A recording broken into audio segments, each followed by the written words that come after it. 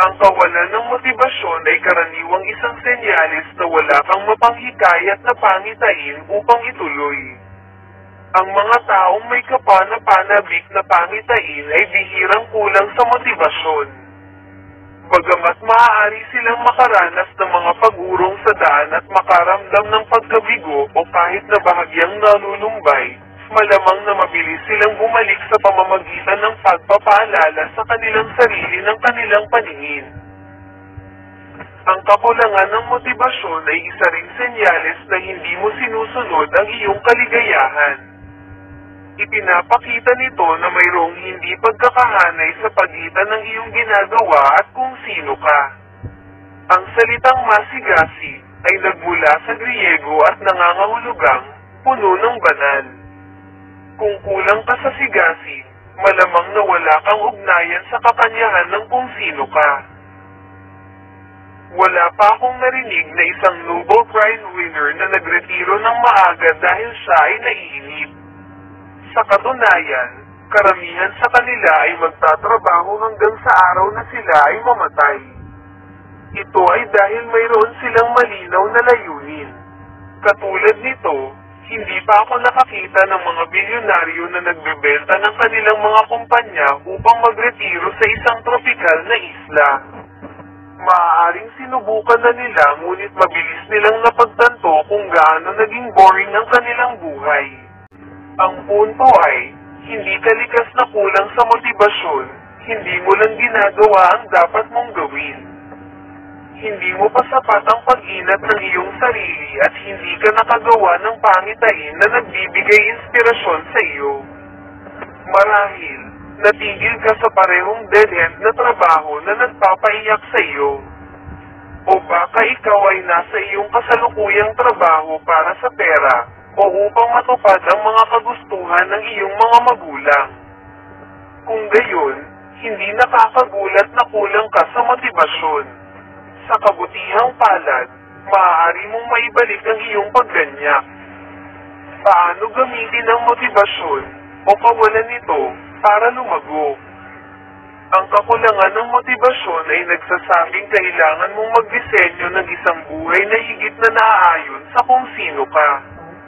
Nangangahulugan ito ng pagkakaroon ng malalim na kaalaman sa iyong mga lakas, personalidad, at mga kagustuhan, habang tinitiyak na magagamit mo ang mga ito sa pang-araw-araw na batayan. Kapag ginugugol mo ang halos lahat ng iyong araw sa paggawa ng mga bagay na hindi mo ginagawa, ano ang iyong nararamdaman? Malamang, hindi masyadong motivated. Nakalulungkot, maraming mga tao ang natigil sa mga trabaho na hindi nagpapahintulot sa kanila na gamitin ang kanilang mga lakas. Bilang resulta, patuloy silang nahihirapan at patuloy na iniisip kung ang kanilang kapalaran ay magdusa sa parehong paraan para sa susunod na 40 taon. Naranasan ko mismo ang pagkakaiba sa pagitan ng pagtatrabaho sa isang trabahong kinasusuklaman mo at pagtatrabaho sa isang bagay na gusto mo at maganda ang pakiramdam. Maaari kong patunayan na ang antas ng pagganyak at lakas na mayroon ka kapag ginawa mo ang sa tingin mo ay maaaring maging pambihira. Napansin mo ba na gusto mo ang mga bagay na magaling ka? Maaaring hindi mo talaga masisiyahan ang gawain sa kanyang sarili, ngunit ang pagtanggap ng positibong feedback ay nagbibigay sa iyo ng pagmamalaki at nagpapasaya sa iyong sarili. Ngayon, kung palagi kang pinapaalalahanan kung gaano kahirap na trabaho ang iyong ginagawa, mamahalin mo pa rin ba ang parehong gawain? Ang punto ay, may mga bagay na magaling ka pati na rin ang mga bagay na hanggat kaya mo sa kanila, mas magiging motivated ka. Bago natin ipagpatuloy ang kwentong ito, maaari bang makahingi ng isang like dyan at pa-subscribe na din. Maaari pa ngang makita ang iyong sarili na nasisiyahan sa mga gawain hindi mo maiisip dahil lamang sa magaling ka sa mga ito. Upang makapag-focus sa iyong mga lakas, maaaring kailanganin mong muling idisenyo ang iyong kasalukuyang paglalarawan sa trabaho. magpalit ng mga trabaho sa loob ng parehong kumpanya, o baguhin ang iyong karera ng buo. Tandaan, kung ang bawat segundo ng araw ay isang pakikibaka, malamang na hindi mo ginagawa ang dapat mong gawin. Mayroon kang mga lakas at ang iyong trabaho ay hanapin ang mga ito. Pagkilala sa iyong pagkatao. Ito ay medyo nauugnay sa nakaraang punto dahil ang iyong personalidad ay bahagyang tumutukoy kung ano ang iyong mahusay. Halimbawa, kung ikaw ay isang introvert, malamang na gumawa ka ng iba't ibang mga pagpipilian sa karera kaysa sa kung ikaw ay isang extrovert. Maaaring mas gusto mong gugulin ang karamihan ng iyong oras ng mag-isa o sa maliliit na grupo at maaaring lumayo sa mga trabahong nangangailangan sa iyo na makipag-ugnayan sa mga kliyente sa buong araw. Maaari mong makita ang iyong sarili na mas mahusay na gumaganap sa isang tahimik na kapaligiran. Ang iyong mga pangunahing halaga ay makakaapekto rin sa iyong antas ng pagganyak. Marahil, ang kalayaan ay mahalaga para sa iyo. Kung gayon, ang pagiging self-employed ay maaaring mas magandang ideya kaysa sa pagkakaroon ng 9 to 5 na trabaho. O baka gusto mo ng bago at gusto mong patuloy na matuto. Kung gayon, ang paggawa ng parehong paulit-ulit na trabaho ay maaaring hindi magdulot sa iyo ng labis na kasiyahan. Minsan kulang ka sa motibasyon dahil nagtakda ka ng layunin sa paraang hindi ka nagbibigay inspirasyon. Bagamat ang layunin ay maaaring isang bagay na talagang gusto mo, ang paraan ng pag-frame mo nito o paggawa nito ay hindi lang nag-uudyok sa iyo. Sabihin natin gusto mong pamayat. Kung wala sa mga dahilan sa likod ng iyong layunin ang nakaka-apekto sa iyo sa isang emosyonal na antas, hindi ka makaramdam ng motibasyon at mahihirapan kang makamit ang iyong layunin. Kaya, ang iyong trabaho ay alamin kung ano ang maidudulot ng pagbabawas ng timbang para sa iyo. Tanungin ang iyong sarili kung bakit gusto mong magbawas ng timbang. Patuloy na tanungin ang iyong sarili kung bakit hanggang sa makakita ka ng isang bagay na sumasalamin sa iyo sa emosyonal na antas. Tandaan, bihira ka. Gustong pamayat dahil ito ang tamang gawin. Gusto mong magbawas ng timbang dahil ito ay magpaparamdam sa iyo ng isang tiyak na paraan. Ito ang kahulugan na ibinibigay mo sa pagbaba ng timbang at dapat mong makuha ito ng tama kung gusto mong magtagumpay.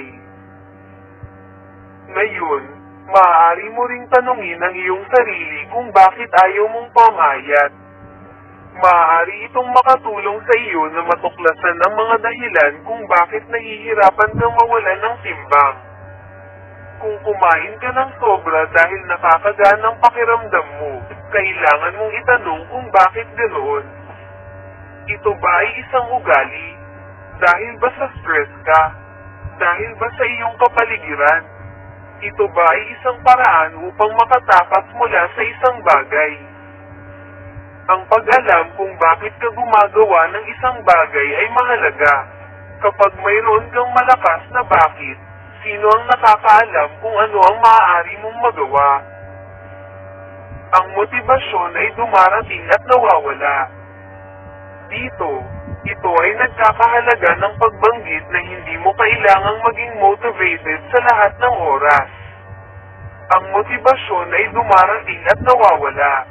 Hindi na kailangang ipaglaban ang iyong sarili kapag wala kang inspirasyon. Para matulungan kang kumilos kapag kulang ka sa motibasyon, mahalagang magkaroon ng isang sistema na nagbibigay daan sa iyong manatiling nakasubaybay sa iyong mga layunin.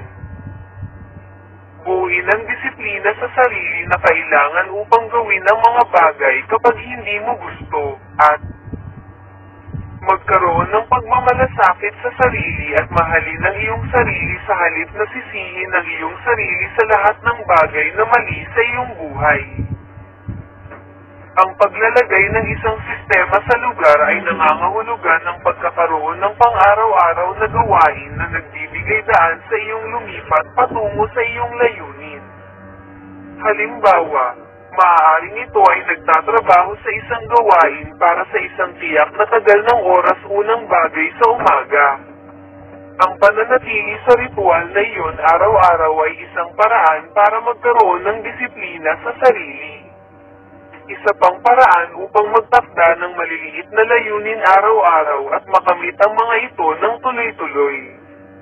Ang pagkakaroon ng self-compassion ay nangangahulugan ng paghikayat sa iyong sarili sa halip na pagdusahan ang iyong sarili. Feeling suplado.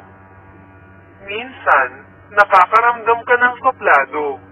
Hindi ka motivated na gumawa ng anuman, o pakiramdam mo ay nalulula ka at hindi mo alam kung bakit.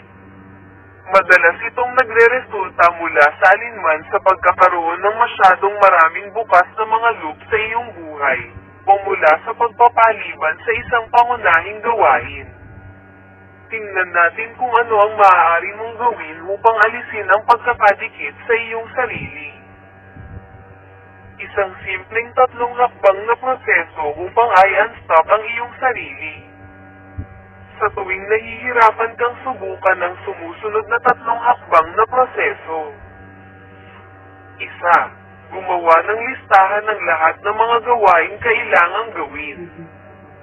2. Tukuyin ang isang gawain na iyong ipinagpapaliban. 3. Tapusin ang gawain iyon. Kadalasan mayroong isang partikular na gawain na matagal mo nang ipinagpapaliban. Bagamat maaaring hindi ito isang mahirap na gawain, sa sandaling gumawa ka at sa wakas ay nakumpleto mo na ito, napakagaan ng pakiramdam mo na maaari mong tapusin ang marami pang mga gawain. Bilang isang resulta, magsisimula kang bumuo ng momentum at hahayaan ang iyong sarili na makawala. Kung hindi mo magawa ang isang partikular na gawain, magsimula sa isang hindi gaanong nakakatakot. Makakatulong din ito sa iyo na bumuo ng momento.